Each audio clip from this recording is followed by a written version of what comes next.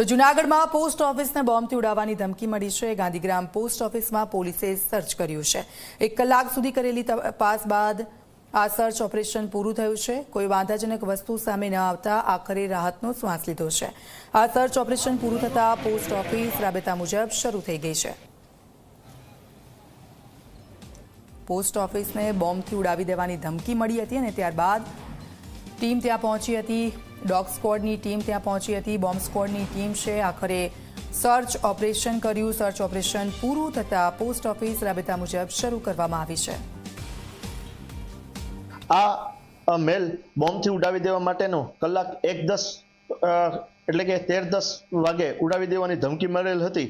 જે અનુસંધાને BDDS દ્વારા હેડ ઓફિસની અંદર તુરત જ સર્ચ ઓપરેશન કરવામાં આવેલ હતું। સર્ચ ઓપરેશન દ્વારા કોઈ પણ જાતનું વાંધાજનક વસ્તુ મળેલ ન હતું। એકદમ ખેરિયત હોય